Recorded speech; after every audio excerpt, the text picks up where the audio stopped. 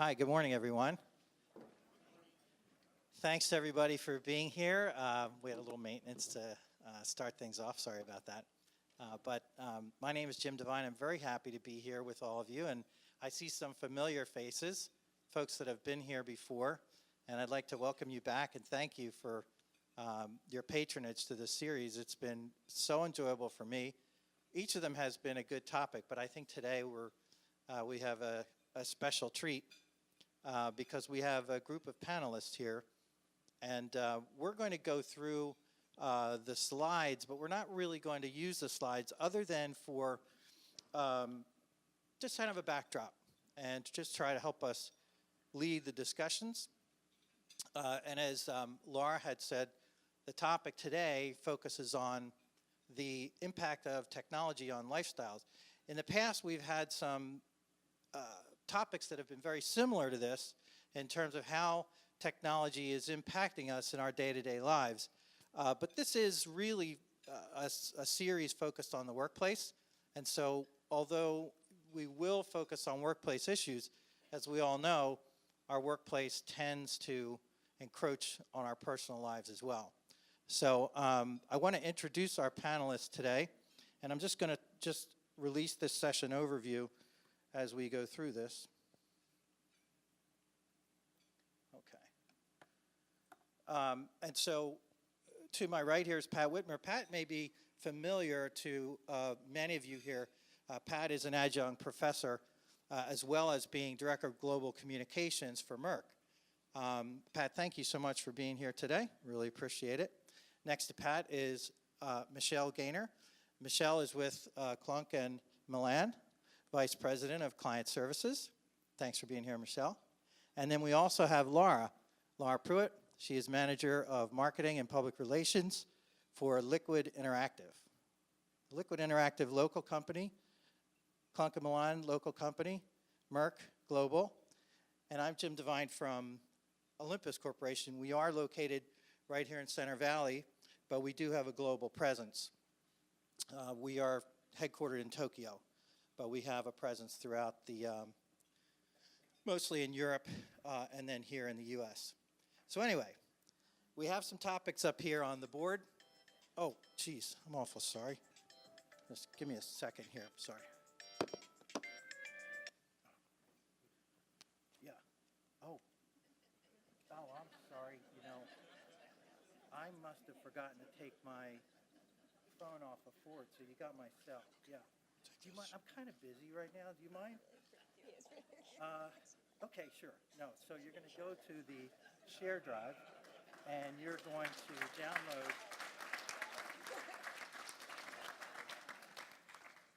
So what just happened? Right. Thanks for playing along. And how many of us really, would be shocked if something like that really did happen in a presentation?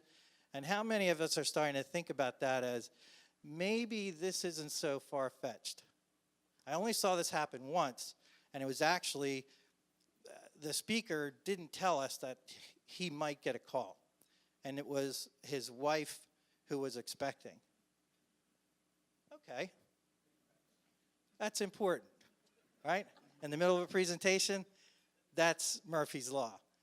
But I don't know, something about the way things are developing, it makes me feel like perhaps that wouldn't be so far-fetched, right? Somebody takes a call, the other speakers use the time to multitask. Okay, so what are we going to talk about today? We're going to talk about this idea of technology driving workplace efficiency and whether that's really being efficient or whether it's more about overload. We're also going to talk about employee privacy and this idea that is it just technology that's kind of driving this idea of intrusion on privacy, or has it always been an issue? Then we'll talk about work-life balance. We'll talk about the flexibility that it offers you. Some of your companies may offer work from home. arrangements, and I know for myself, work from home means that work is always there. My desk is right there. I pass it on the way to the TV, so. And so I think we have one other, multitasking. And we're going to talk a little bit about multitasking and this idea that can we really multitask? Is that something that's really possible? Are we effective as multitaskers? Or is it just that technology is facilitating the ability to distract our attention? So as I said, we're going to work with the panel here to go through these topics. And we're also going to do what we've done in the past, and that's to have the tables talk about these topics as we move along. So right now we're just going to get into some headlines. And you don't have to look too far to see that there are a lot of articles, a lot of things in the media that are covering the area of efficiency, productivity, and overload. The one that I like is this one about Alexa. How many of us have Alexa or Google Home, right? So I never thought of Alexa as being something that might be in the workplace. But what if you could just say, Alexa, start my conference call? And Alexa knew it was, 8 o'clock in the morning, and you had your conference call set up 2 weeks ago. There are companies doing that right now, and they're working with Amazon to do that. Social networking sites help companies to boost productivity.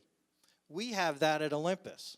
It's actually through SAP, and it's called JAM. And the SAP JAM site is something that is a platform like Facebook that if you have project teams, you have work groups, people that need to communicate with each other, an email isn't quite the best way to do it. Sharing documents, things like that. Messaging, instant messaging. So these are things that are really coming into the workplace, and it's all being driven by technology. So when we talk about, maybe just to tee things up, Pat, when we talk about privacy in the workplace, just quickly, I mean, do you feel like technology is really facilitating this intrusion, or has that always been something that employers have had an interest in? Well, I think it depends on who you talk with and the individual circumstance, but yes, to a degree, employers have always had somewhat of an interest in it. Do we want to talk about 100 years ago now, or? Well, generally, sure. What would you say would have been a trend 100 years ago versus today? Well, I mean, I found interesting that we all think of surveillance of being something very new, right? With technology, it's technology driven. So it started with cameras in the workplace, and then listening devices. Now it's going into embedding chips in your arm and Fitbits and all the like. But interestingly, more than 100 years ago, the Ford Motor Company had this unit called the Sociological Department, where several hundred employees, agents of the Ford Motor Company, would go out at night and knock on employees' doors. And you'd answer the door, and they'd come in, and they'd see how you were living, see how your children were dressed, what were they eating, how clean is your household, is there drink around the house, are you going to church, right? That would be pretty intrusive today, I would think, right? If any one of us got a knock on the door, and I don't think we would be letting them in. But in a way, are we letting them in today when employers can look at our Facebook posts and our Twitter posts and know where we are because we have our phones with them? So it's a balance, I think, and sure. As technology progresses, the intrusiveness becomes more and more of an issue. Yeah, I agree, and it's easier, it's more accessible, right? And then just to tee things up on the multitasking side, Michelle, what have you found in some of the reading that you've done about is it myth versus reality? Well, I think a lot of us like to think we're great multitaskers, but when you actually look at the psychological definition of multitasking, we all can multitask. That's things like walking and talking, things that are automatic, that don't require much processing. So all of you sitting there eating and listening, that counts as multitasking. But to actually switch tasks, so to be on a conference call and typing, right? That's not multitasking. That's called serial tasking, where you are rapidly shifting your focus from one task to another. And what happens is, when you're doing that, each time you go to switch back to a task, you almost have to rewind a little bit and bring yourself back up to speed. That's why when we're on conference calls and you hear the typing right in the background, you know someone's not fully paying attention, and you ask that person a question, they go, I'm sorry, could you repeat that? It's because they're switching back to that task. Right, and how many of us have been in a similar situation as we are today, where you're presenting in front of a group, and many of the group have their laptops open? I think in a university setting, it's become more commonplace. I don't know if there's a policy here at DeSales around that, but I know many universities allow that, and they struggled with it for years before saying, you know what, we better just do this. But I mean, I don't see any laptops open here today, thank you. I'm very happy about that. But I am guilty of it myself. I'm on committees at Olympus, and it's very normal to see that round table, just laptops open. So we'll get back into that in a little bit. So Laura, how about this idea? Laura is a mother, but a new mother as well, correct? Yes, I have a 2.5-year-old and an 8-month-old, so Right. little bitty ones. So what about technology and work-life balance? Is there such a thing? Maybe. The interesting thing about technology is that it allows you the ability to be flexible, which is great and wonderful. The problem with technology is that it allows you the ability to be flexible, which means you can work all the time. My thoughts on finding balance is having a little bit of overlap between work and life. So if you're at home checking emails occasionally in the evening, okay, that's manageable. If you're at work and you need to quick call the pediatrician and schedule an appointment, okay, that's all right, that's manageable. But if all day long at work you're checking in with your kids, calling and making appointments, doing this and that, and on Facebook and this and that, that's terrible for work. If all weekend long and all evening long you're writing emails, reading emails, working on documents, that's terrible for at home. So there's a paradox. It allows you the ability to be flexible and have balance, but you have to manage it very carefully or you're going to have the opposite. Yeah, great point. And what are we saying to the kids that are, growing up that see their parents working all the time? And is that something that starts to develop into work habits at school?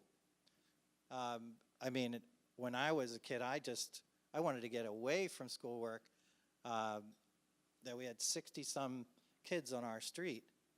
So I was always out, and my parents were dragging me back to do schoolwork. But what is that, maybe that culturally doing at home when parents are constantly working and the kids see that? Is that maybe that's having an impact on the way they conduct their lives around school? Let's move on to the next slide. So thanks to our panelists. So I think one of the things we want to do here is tee up our table talk and just think about some of these ideas that the panelists have talked about. We have this idea of scope creep, and that's that work-life balance, right, Laura? And is that something where I could say, okay, I've got everything done today because I'm so efficient, I'm going to go home at 3 o'clock? Well, maybe not. One of the interesting things about the scope creep idea of adding new roles and responsibilities to existing jobs is that, okay, technology allows us to do that. We can eliminate this troublesome task and replace it with technology. Here's an example. We're working on implementing a digital receptionist in our office. Basically, it's an iPad with a virtual check-in. Awesome, fantastic. Well, here's one question. Who are we taking that away from? We don't have a living, breathing receptionist right now, but if we did, hey, your job's gone. It's something to think about. Right, it is, and there's this idea of technology replacing humans for work parts of jobs that are very manual or repetitive, right? I mean, it makes sense, and it may not even be a part of our jobs that we appreciate, but does that mean, and there was a study done by McKinsey where they said that eventually 45% of most jobs could be eliminated through the use of artificial intelligence, robotics, and through technology. And one of the things that's yeah. interesting about that is you think about from a user experience standpoint. I don't know about the rest of you, but when you call and you get the automated, please say what you'd like. Please try to say that a different way. Please press 1. And you get put into this perpetual loop. That's an example of a virtual receptionist. And so although it creates efficiencies maybe for one workplace, you have to think about it from the other side. That person or company that's on the receiving end of it is what is the impact on their experience and how does that impact their perception of the business that they're trying to reach? Exactly, and so the idea about replacing workers with technology, I mean, I took the Northeast Extension this morning and I went through the Easy Pass lane, right? In fact, I even looked at the people that weren't in the Easy Pass lane and said, yeah, what are you waiting for? I mean, why don't you have Easy Pass? Why am I behind you and you're still fumbling with that ticket? Jim. Which is kind of a rude thing to do, but I'm just saying I do that. Yes. And on that subject, I do this little golf outing every year with some buddies, and we were at a grocery store several years ago and had a few essential items, and we were ready to check out, and he wanted to go into the self-checkout lane. And I said, I've had a couple of kids who worked their way through high school and college and grocery stores. I just don't feel good about that. And he was like, oh, okay, good. We'll go through the regular checkout lane. And we're walking out of the store 5 minutes later, and he said, Pat, do you have Easy Pass? Yeah. So Yeah. there you go. It is more productive, and it is easier in a lot of cases. And you really can't stop technology, the progress of technology. It's going to come, especially if it works. And in some cases, it doesn't work. And I know in some instances, these helplines, companies are finding that they're not all that effective with their customer base. So some of them are moving back to some degree. Right. So it's an experiment in some cases. Yeah, and you know, in my job, I have responsibility for reviewing reductions in force, reorganizations, making sure that when we are taking 5 jobs down to 4, we do that in a way that complies with Department of Labor regulations, that we're not discriminatory in what we do. And in some cases, in some of our shop floor, where we have manual labor and it's being replaced, I have felt differently about that. I felt different about, okay, well, we're doing this on a last in, first out basis. We have 50 people on this line, and we just implemented this new technology, and we only need 40. So we're going to take the last 10 that came in, and that's the only way we can think to do it. Otherwise, we have to assess skills of 50 people, and you have to go through a very rigorous process, and that in itself takes a lot of time. And really the fairest way we could think to do it was to say those last 10 in. And the managers labored over that and said, yeah, but these are some of our best workers. These are some of the people we just hired that we think could really be future stars with the company. So I always have difficulty with that, but I have more difficulty when it comes to the technology aspect of it, and that's what's replacing people. And I think to myself, is there some ethical question there? What do we think as a panel? Is there some ethical question to address there? Well, here's a flip side. You're eliminating jobs, but someone in the receptionist example, this iPad thing, someone has to manage that. Now, in our case, it's getting added to someone else's job that already has a full plate. So there's overload for them. In the Easy Pass example, okay, there's not toll workers sitting in the booths, but someone is managing Easy Pass, updating the code, keeping it secure. It's not straight eliminating jobs, it's changing them And from more blue collar to Right, and what it's higher paid. doing is it's creating a skills gap, and I think a lot of the businesses in this community are experiencing that because when you eliminate those types of jobs, you do create a demand for a different type of job, but unfortunately our workforce is not progressing as rapidly as the technology to facilitate that workforce. Right, exactly. Pat, any thoughts about the ethical nature of that? Well, I would just add, it's to some degree about how the positions. To some degree, it's about how the positions are eliminated. In some cases, it's essential, but is retraining provided? Are you providing support for the employee? It's a tough thing to legislate, right? If you get into legislation, you're going to start being very unproductive. So it's, to me, it's something more that employers need to do and set a standard to support their employees, even if they are downsizing in some instances. That makes a big difference for the reputation and trust of the company. Yeah, and I guess I just struggle with it, but ultimately I agree that this is the way that we're moving. Technology moves us in a direction. And I think Stephen Hawking, did anybody see his quote right before he died? There was a quote that he had made about the future of the human race, and it's not it's pretty scary actually, that eventually artificial intelligence beings will take over, whether that's 100 years, 200 years, whatever, and that humans will use less of their brain power year over year over year, and that, you know, our descendants are going to be, I don't know what, but Stephen Hawking says robots, artificial intelligence will rule the world. We're in a much different place right now, so let's get back down to earth on this. And let's change gears just a little bit. So we've talked about a few things. We've talked about technology's impact on efficiency. We've talked about it as maybe that's not so much so. Maybe it deals more with overload. Maybe I can't get things done faster. My job stays the same or changes with that efficiency, and I just have more to do. So we've talked about that a little bit. We've talked about privacy. We're going to get back to some of these topics, but I think what we'd like to do now is have each of the tables talk about this topic of boundaries. When we think about boundaries in the workplace, I think we might just feel like we don't really have control over that, right? If I get back to my office and I have 25 emails and requests that everybody needs something now, that wouldn't be unusual. How do I figure out how to set those boundaries? How do you deal with that so that you're not totally controlled by your environment and that the efficiencies that you might be able to gain through technology actually help you set those boundaries?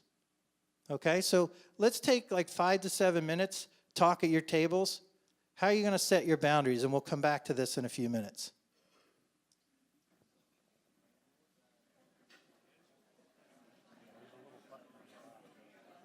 Okay, we're going to wrap this table talk discussion. And hope that was productive. Hope you were able to get some meaningful exchange of dialogue on this. This is tough, though. You know, I mean, setting these boundaries. I was explaining to one of the tables that my wife is a very disciplined person, and she is able to kind of sort out her day, other than for, say, urgent things. She checks her email at certain times of the day, and then other times of the day she focuses on the work that she has to do. And I tried it. I couldn't do it.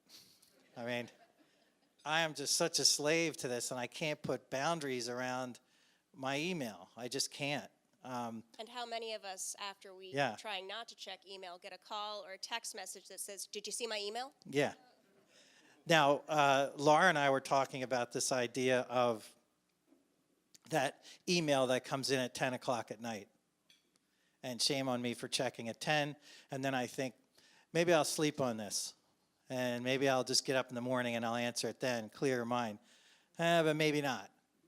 Maybe the person is expecting me to answer right away, even though it's 10 o'clock. And if I do answer, then I'll be done with it. I won't have to worry about it. I can sleep. I'll be done. And then, Laura, what happens at 10:30?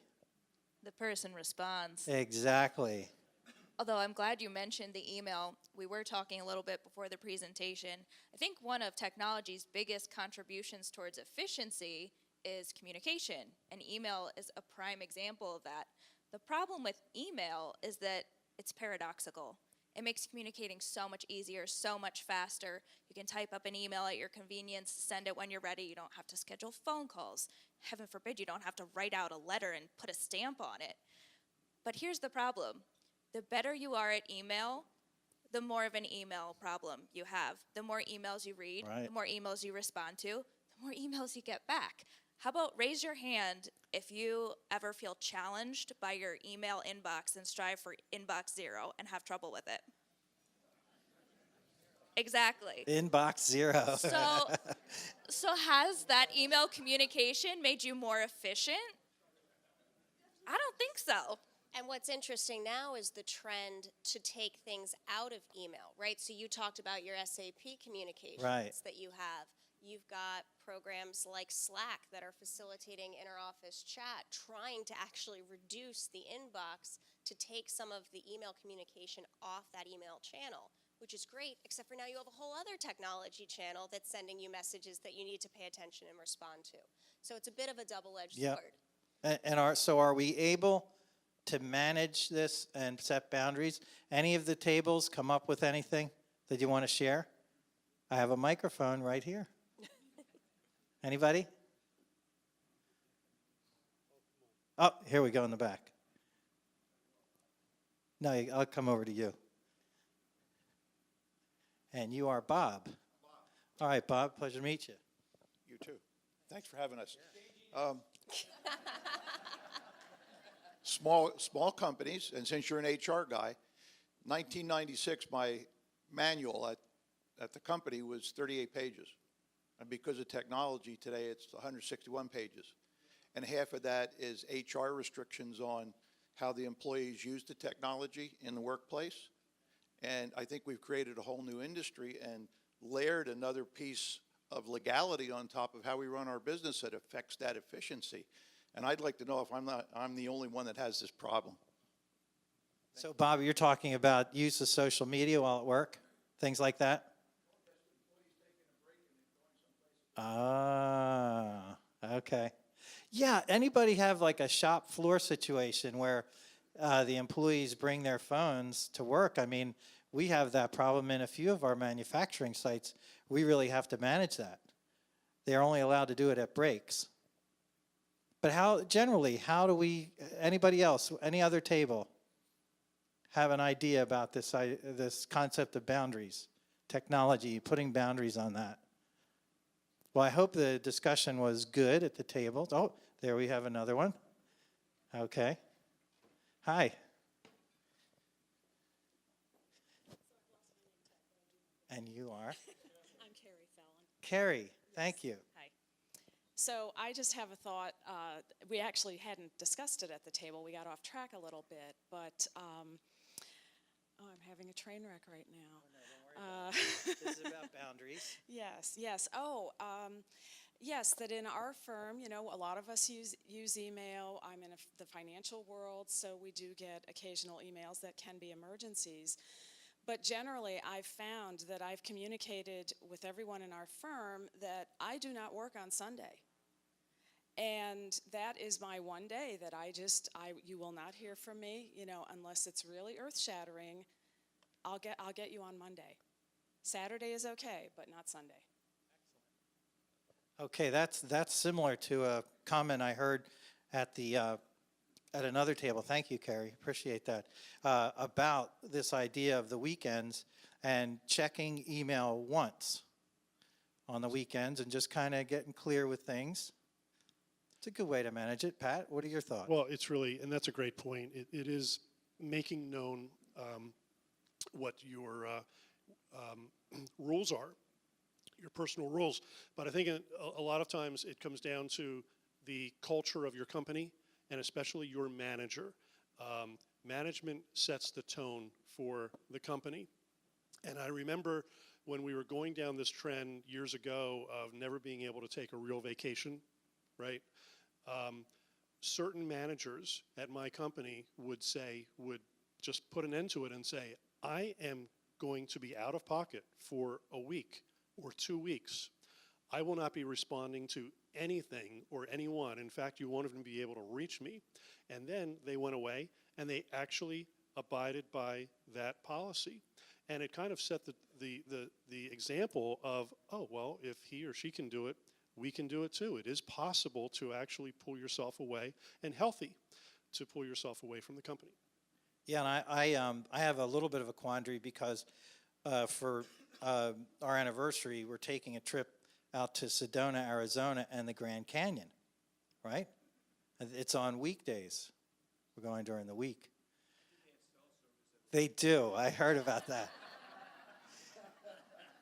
But we started watching these YouTube videos on how beautiful the Grand Canyon is, and it's this people quoting, oh, it's a life-changing experience, and Sedona is just, it gets right to your soul. And then I'm thinking, am I going to be checking email at the Grand Canyon?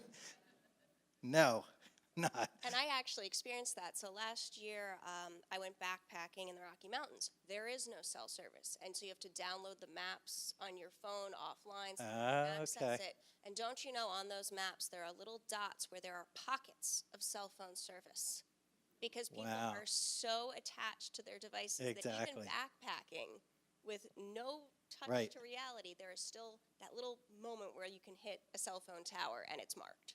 That's amazing. All right, we're going to move on. This was a good topic. We're going to move on to privacy, and we've covered some of this content already as Pat and I were exchanging in the early part of the session. So to move things along, we're going to go, some of these headlines are pretty amazing. When you look at them, I'm not going to go through all of them, but Pat mentioned the chip technology.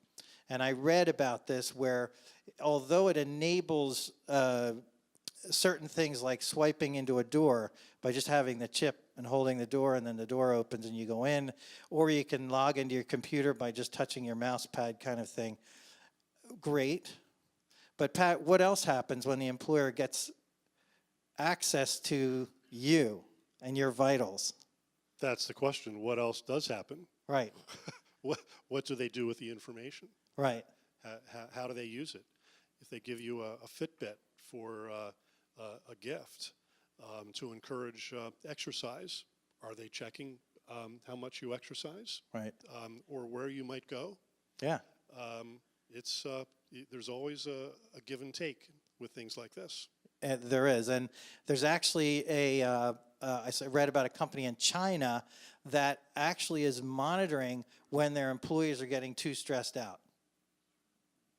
And then if they are, and they see a trend on this stress level for certain jobs, they move them to another job. Okay, Bill, look, we're seeing some spikes on the KPI chart. You're going from production line over to accounting. Oh, not to say accounting's not stressful, sorry. I'm sure, getting shifted from job to job is not stressful at all. Exactly. So we covered these sort of the now and then, and I just want Pat, maybe you'll comment a little bit more on the now and then. This is interesting. This is I don't know how old this video is. It sounds as old as the pictures, but it is proof of what Ford was doing. Let me see if I can get this to work. The example comes from Ford's sociological department, which is essentially a team of inspectors that arrived unannounced on employees' doorsteps to promote the health, safety, and comfort of workers. Your house needed to be clean, your children had to be attending school, your saving account had to be in good shape. If someone at the factory believed you were on a wrong path, you might not only miss on a promotion, but your entire career was on the line. This was partly because Ford workers earn a better salary than the competition at about $5 a day, which is equivalent of $124 today. The program lasted 8 years, and it was discontinued due to cost and privacy concerns. So, before we get into this question, so you could see that's real. I mean, that did happen. I can't imagine it happening today, but through the use of technology, maybe it's monitoring where people are going outside of work. Have you seen anything in those areas, Pat? Well, sure, it happens. It definitely does happen. Now, it's always done under the auspices of, as with the Ford program, to make sure people are living healthy lifestyles. It's done for productivity reasons or for other positive reasons. But, yes, companies do have the right to ensure that their technologies are being used correctly, right? Their technologies. Yeah. But when you have, as we've talked about, the people using company technologies at home or for different purposes, I only have one cell phone. It's my work cell phone. I also use it for home. But who knows who's listening to my conversations? Right. And how many of you have actually read that 100 or 200-page employee manual, front to back? Yeah, actually, at Olympus, we're not going to do away with the employee manual, but we're making it more of a brand statement piece, keeping the policies separate, and then we're not asking people to sign the last page that says, "I have read and understood this handbook." We're gonna move away from that approach. But anyway, we're starting to get a little bit jammed on time. But instead of maybe table talk for this one, let me just hear from some folks that might have had anything happen where they started to think about their privacy being compromised, or have heard about that. Anybody hear about that? Anybody hear about the idea of workplace wearables? Workplace wearables. What's a workplace wearable? Anybody?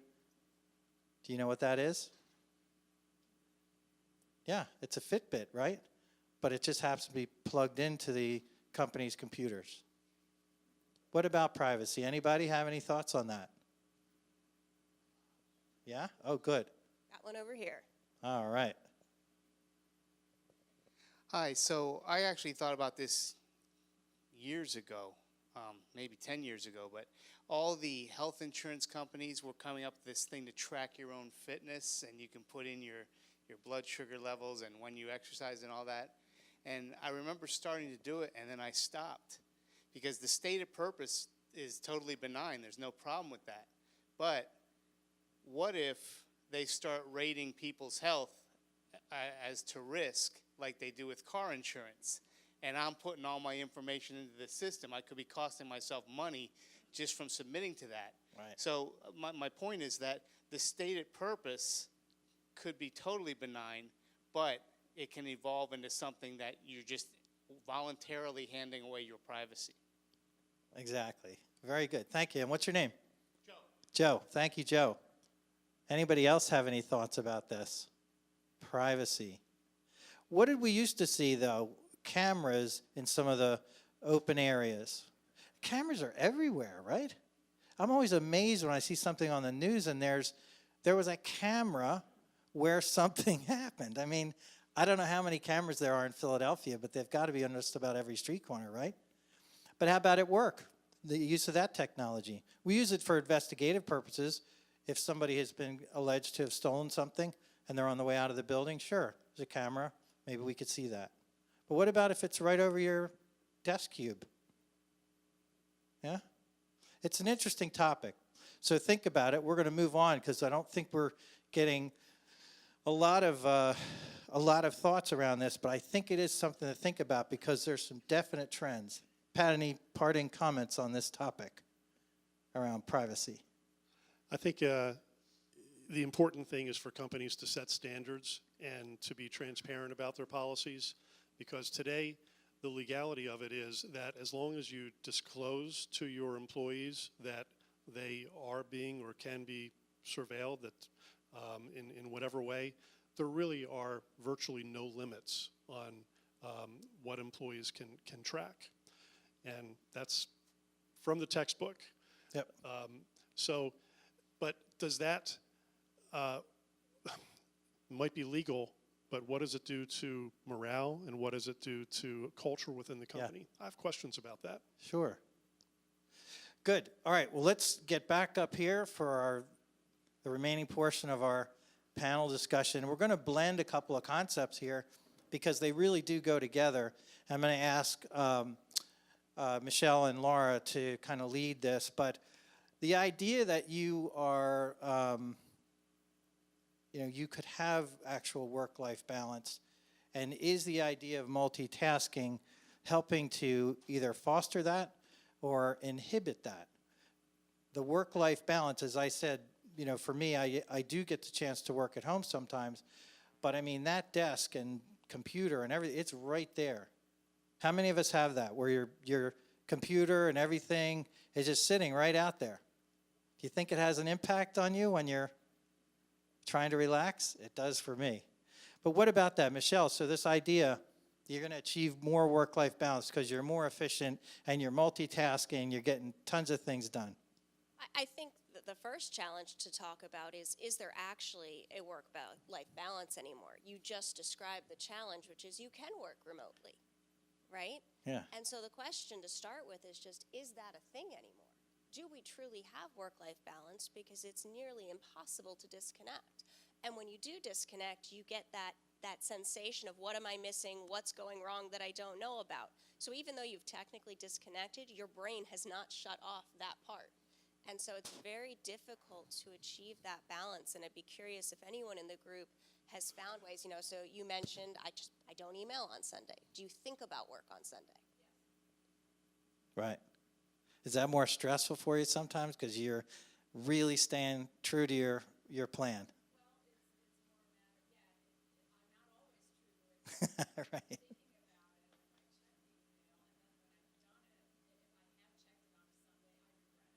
Yeah. Yeah, exactly. And Laura, what have you seen in this as a new mom, especially in trying to balance what you need to do at home and at work? How's that going? It's going. Little kids are fun, and they're crazy. But yeah, one of the interesting things about moms especially, some companies are hesitant to hire moms. Like, oh, they're going to be distracted. They're going to be busy with kids stuff. They won't give it their all. You know what moms are really good at? I'm going to tell you a secret. Listen closely. Getting stuff done. Because when your baby is only sleeping for 30 minutes, you get stuff done. So moms, they're amazing workers. If you don't think they are, rethink your thoughts. So I'll leave you with that for a second. But email keeps coming up. Email, email, email. We've talked about it with almost every single topic. Here's my thoughts on email. Don't let it rule you. It is a tool. The way that I handle email in trying to find some sort of balance is I check it and I don't respond. I flag it if I need to reply later. If it is truly urgent, I'll send a response. Otherwise, I keep my inbox zero happening by getting everything read. Flag it, I'll do it later. A challenge in our modern society is being present. We're so distracted all the time with this and that and social media and what's happening at work and what's happening at home and what's happening in sports and what's happening in the news and globally. Being present, I think, is what allows you to find balance. When you're at home, focus on being at home. If something's urgent, attend to it, but focus on being at home. When you're at work, focus on your work. Get that stuff done. Be present in what you're doing. And being present is an interesting challenge because we brought up how many, whether it's in a classroom or in a meeting, how many people have a laptop open. Well, take me, for example. I take my notes digitally because it's synced to all my devices and I can type faster than I can write, quite frankly. Right. But for someone else in the room with me, am I taking notes about the meeting I'm in or am I checking email or Facebook or something else. You don't know. So it's a tough challenge to talk about how, not only how do you be present as an individual, but how do you communicate that presence to other people that you're working with? Because I will have a laptop in front of me. So how do you walk that line of using technology to be efficient, but also to help you remain present and make sure those around you know that you're present? Because if they think I'm just checking email, maybe the side conversation starts because I'm not paying attention, right?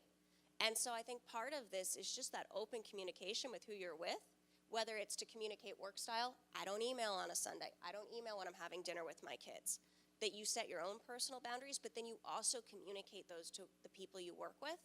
And you make sure that your own employees and the people that you manage know that they have the right to set their own boundaries. Because if they're getting their jobs done, they should have the right to create that balance that works for them.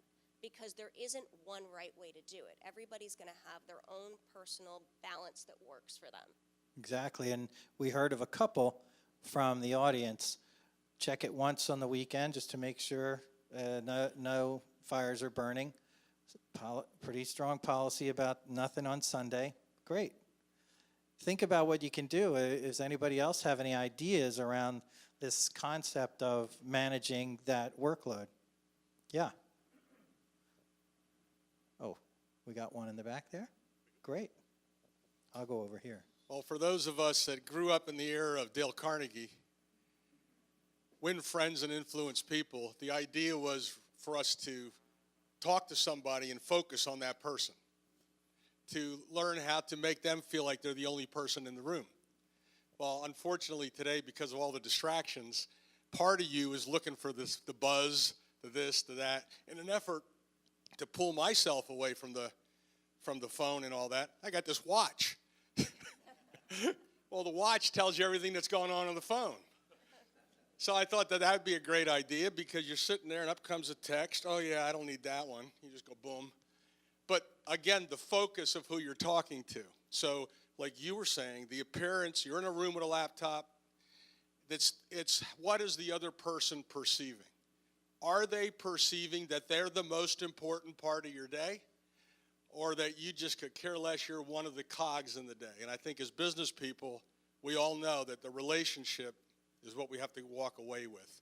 So Dale Carnegie had it right, but we are fighting that now. So the watch does work, though, because you can just kind of, nope. Oh, important, got to go, bye. Thank you. And what's your name? Art. Thank you very much. We have time for one more. Hi. So I don't know if anybody here gets tons and tons of meetings, and people put them on my calendar. So I'll have an hour meeting, I'll get back to my office, I'll have a half hour, and someone has put another meeting on there. And I'll have days where I'm not really getting any work done. So that and the email are my two biggest time sucks. So I look back and I started doing calendar blocking, and I find that's very effective.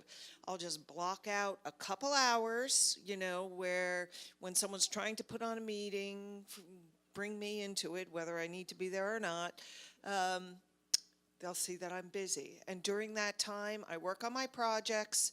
I don't answer email. I just take that as focus time. I put my phone away. It's usually when my husband's trying to call me. Where were you? I was working. But I block that out as sacred, and it's very effective. Excellent. And it's Betsy, correct? Yes. Thank you, Betsy. Very good. We heard some good ideas. And I think we are getting to the end of our time slot here today. And I think we did a pretty good job of getting through our topics today, right?